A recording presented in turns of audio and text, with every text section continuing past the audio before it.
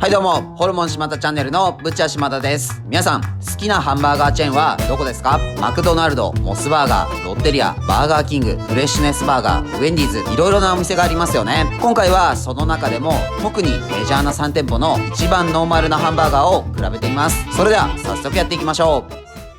はい。ということで、今回はマクドナルド、モスバーガー、ロッテリアの一番ノーマルなハンバーガーを買ってきました。画面向かって左からマクドナルド、モスバーガー、ロッテリアです。別々では買ったことありますが、こうやって一度に買ってくるのは初めてなので、どんな違いがあるのか楽しみです。まずは袋から出してみましょう。比較用に3個ずつ買ったのですが、ハンバーガーの入れ方がお店によって違います。マクドナルドとロッテリアは2個を下にして上に1個重ねる方式ですが、モスバーガーはハンバーガーを縦にして3個横に並べています。この入れ方の発想がなかったのでびっくりしました。それでは包装紙から取り出してみましょう。まずはマクドナルドです。こちらは1個税込み110円です。包装紙をめくるとハンバーガーが裏返しになっています。次はモスバーガーです。こちらは1個税込み220円です。モスバーガーはテープが貼ってあって袋状の包装紙に包まれています。次はロッテリアです。こちらは1個税込み209円です。ロッテリアはハンバーガーの包装紙をめくるとチーズバーガーの文字が書かれています。1枚の包装紙で2種類のハンバーガーに対応できるなんて考えられていますね。ロッテリアは包装紙をめくるとマクドナルドとは違い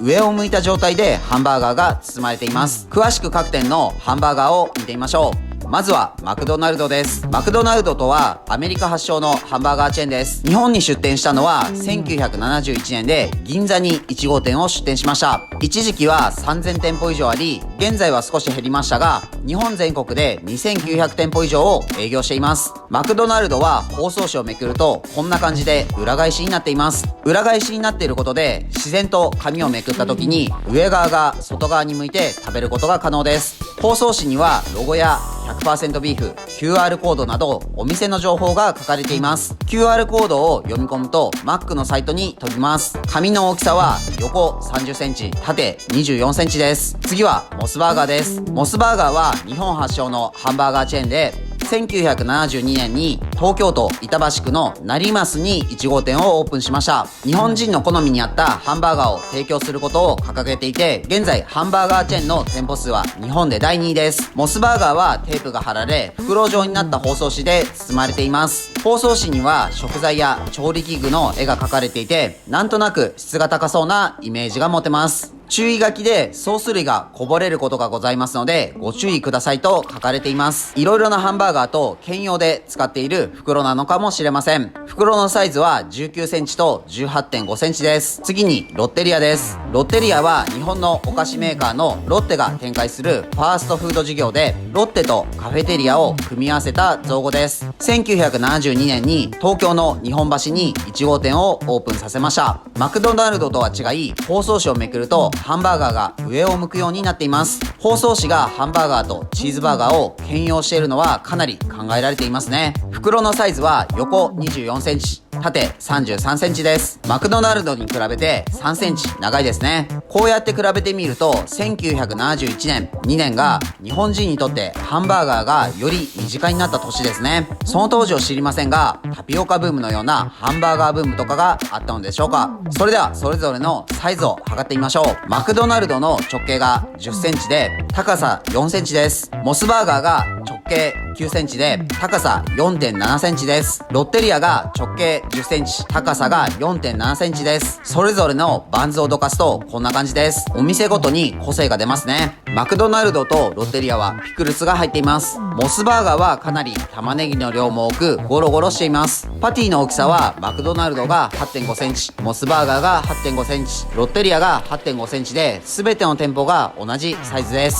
それぞれの調味料と具材を取り除いてみましょう。モスバーガーはこうやって持ってみるとずっしりとしています。ロッテリアのピクルスはマクドナルドとは違い波型にカットされています。パティをどかしてみましょう。モスバーガーは下にもピクルスは入っていません。下にマスタードが塗ってあるようです。パティに染み込んだ分もありますが、取り除いた具材と調味料の重さを測ってみましょう。まずはマクドナルドです。12g です。次はモスバーガーです。 10.97g です。最後はロッテリアです。 3.89g です。バンズの重さはマクドナルドが 53.66g です。モスバーガーは 60.73g です。ロッテリアが 51.61g です。次はパティの重さです。マクドナルドが 31.58g です。モスバーガーは 52.65g です。ロッテリアが 31.96g です。最後にピクルスの重さです。マクドナルドが 2g でロッテリアが 1.77g です。合計するとマクドナルドが 99.24g です。モスバーガーが 124.35g です。ロッテリアは 89.23g でした。改めて重さやサイズを測ってみるとお店によって結構違いがありますね。それではそれぞれの素材を食べ比べてみましょう。まずはバンズを食べてみます。マクドナルドはコッペパンのような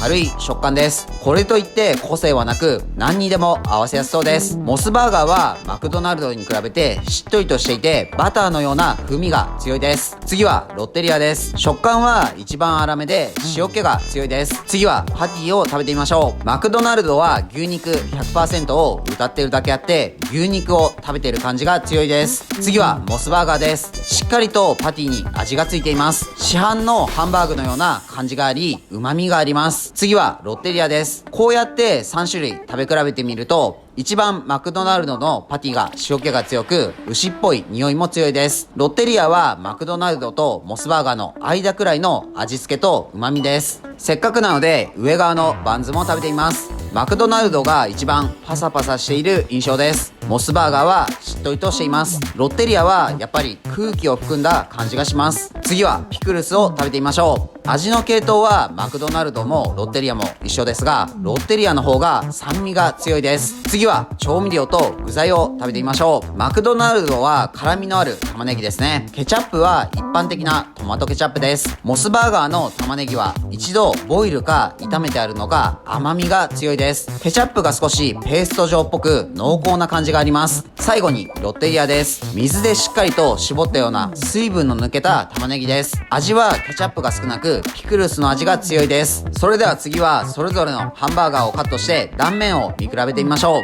マクドナルドはバンズに隙間が多く食感通りスカスカしています。モスバーガーは全体的にバンズもパティも詰まっています。ロッテリアは全体的に粗めな感じがします。次に全てを合わせて食べてみましょう。まずはマクドナルドです。懐かしい味ですね。なんか小学生の頃デパートのフードコートで食べた味を思い出します。次はモスバーガーです。玉ねぎが大きく食感がいいですね。パティはマルシンハンバーグのような食感があります。最後はロッテリアです。こうやって食べてみると一番牛の匂いを感じます。パティだけで食べるとマクドナルドが一番牛っぽいですが全てを合わせると調味料が少ないせいかロッテリアが牛の匂いをダイレクトに感じます。マクドナルドの方がブラックペッパーが効いてるかもしれません。各社違いがあって面白いですね。それではせっかくなのでそれぞれのハンバーガーを一つにまとめて究極のハンバーガーを作ってみましょう。マック、モス、ロッテリア、モス、マック、ロッテリア、モス、ロッテリア、マック。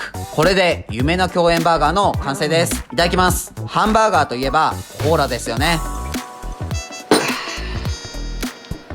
軽く潰して食べてみましょう。さすがにここまで分厚いとキムタクのようにかっこよくは持てません。このパティや具材の量に対してバンズが多いです。口の中の水分がほとんど持っていかれます。一度こんな食べ方をしたいと思ってました。ですが結論、ハンバーガーは個別にそれぞれ食べるのが美味しいです。皆さんは何か好きなハンバーガーや好きなメニューありますか？ぜひコメントで教えてください。今日も美味しかったです。ごちそうさまでした。はい、本日の動画は以上です。最後までご視聴ありがとうございます。ハンバーガーの違いいかがでしたか？いろいろなお店を比べてみるのも発見があって面白いですね。自分たちは群馬県前橋市と高崎市でホルモン島田というホルモン屋をやっています。群馬には美味しいお肉を食べられるお店がたくさんあるので、もし群馬に来た際はいろいろ探してみてください。この動画がいいなと思いましたらチャンネル登録、高評価よろしくお願いします。